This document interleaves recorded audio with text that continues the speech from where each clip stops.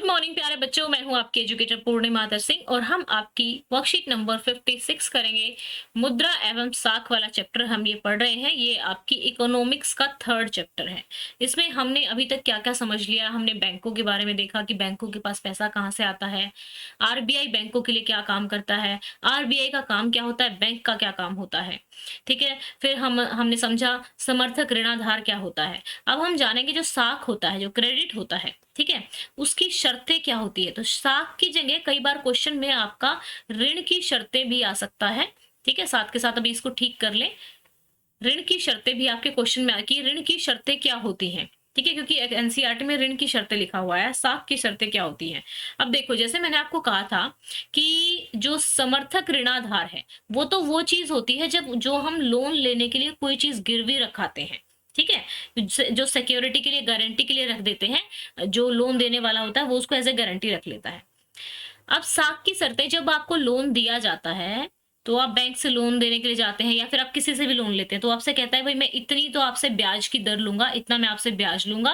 और ये चीजों की, जैसे अब फॉर एग्जाम्पल आप लोन लेने के लिए गए बैंक में, तो वो बताएगा कि भाई इतना 5% का तो आप पे ब्याज लगेगा और आपको अपना फोटो और आधार कार्ड और आपके जो घर के, अगर आप घर का लोन ले रहे हो, घर के जो कागजात हैं वो लेके आने पड़ेंगे। और वो आपको ये भी बताएगा कि जो ये लोन है ये आपको इस तरीके से वापस क्या करना है, करना है। तो ये जो चारों चीजें, बातें जो डिसाइड होती हैं, इनको साख की शर्तें कहा जाता है। ठीक है, तो अब देखो, जो साख होता है एक तरीके से एक साख कह लो या फिर उधार कह लो, जो ऋण कह लो, तो उसके ना दो रूप होते हैं। ये कई बहुत बार तो ये पॉजिटिव रोल प्ले करता है और बहुत बार ये नेगेटिव रोल भी प्ले करता है। ठीक है ना, तो देखो पॉजिटिव रोल कब प्ले किया, एक सलीम होता है, ठीक है ना, उसको काफी मात्रा में जूता बनाने का काम करता है वो, तो उसको जूता बनाने का, काफी फेस्टिव सीजन आ रहा होता है, सर्दियां आ रही होती हैं, तो उसको बड़ा ऑर्डर मिल जाता है।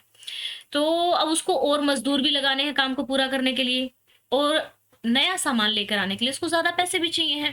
तो उसके पास पैसे हैं नहीं, तो वो क्या करेगा, जो उसका सप्लायर होता है, जो उसको सामान देता है, उसको कह देगा भाई मैं तेरी पेमेंट जो है बाद में दे दूंगा, जब मेरा ऑर्डर पूरा हो जाएगा तू अभी मुझे उधार पे सामान दे दे। तो एक तो तरीका ये है। या फिर दूसरा तरीका, जिसके लिए वो ये ऑर्डर बना रहा है उससे एडवांस में पेमेंट ले लेगा कि भाई उसमें से काट लेना। तो इस तरीके से क्या है, उधार लेना क्या होता है, एक क्या कर रहा है, ये एक अच्छा तरीका है। दूसरा क्या होता है, अब साख ऋण जाल के रूप में भी काम करता है। ऋण जाल के रूप में कि भैया एक जाल बन गया, आप इसमें फंसते चले जा रहे हो। जैसे सपना जो होती है, एक लेडी होती है, वो कृषि अपने खेत में फसल उगाने के लिए साहूकार से उधार लेकर आती है, लेकिन उस साल क्या होता है, बेचारे की फसल जो है खराब हो जाती है कीड़े वगैरह लगने से या किसी अन्य वजह से। तो ऐसे में वह ऋण का जो है उसका भुगतान नहीं कर पाती है और ऋण का ब्याज बढ़ता जाता है। फिर जो अगली बार फसल होती है वो उतनी अच्छी नहीं होती है, तो उसका और ब्याज बढ़ता जाता है। तो इस तरीके से वो ऋण के उससे निकल ही नहीं पाती है।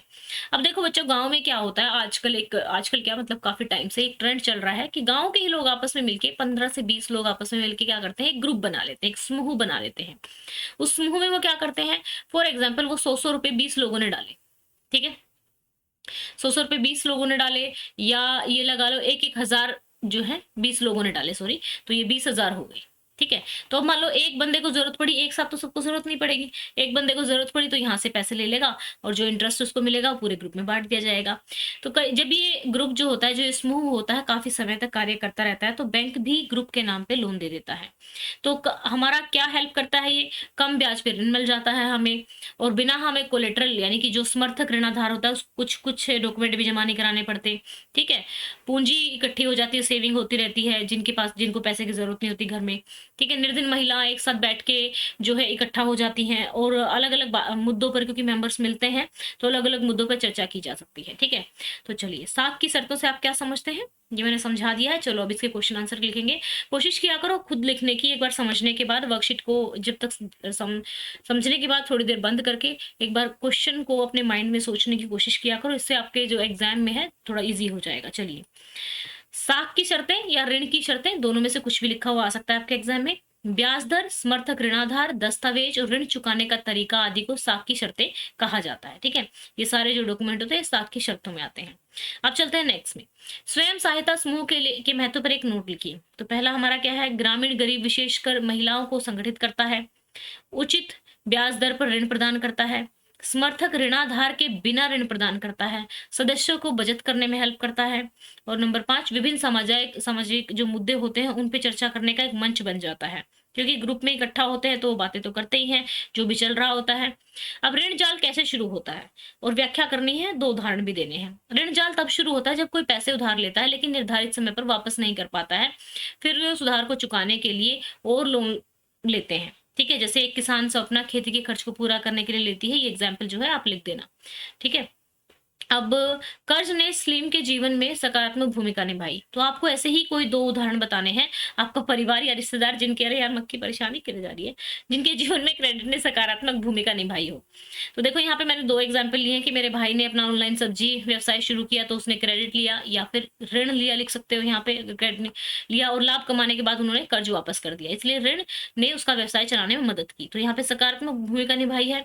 उसी तरह मेरी एक सहेली ने पार्लर खोलने के लिए कर्ज लिया था, अब वह इसे मुनाफे के साथ चला रही है तो उसने ऋण वापस कर दिया।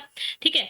तो ये हो गए हैं हमारे क्वेश्चन। बच्चा नीचे आपकी हिंदी मीडियम के चैनल का लिंक दिया हुआ है। छुट्टियों में हम जो है अपने नेशनलिज्म इन इंडिया कवर करेंगे, भारत में राष्ट्रवाद कवर करेंगे, उस पे जो भी एसएसटी के चैप्टर होंगे वो कवर करेंगे उस पे। तो उसको सब्सक्राइब कर लेना अगर अभी तक सब्सक्राइब नहीं किया है। ठीक है? Thank you, have a nice day, may God bless you.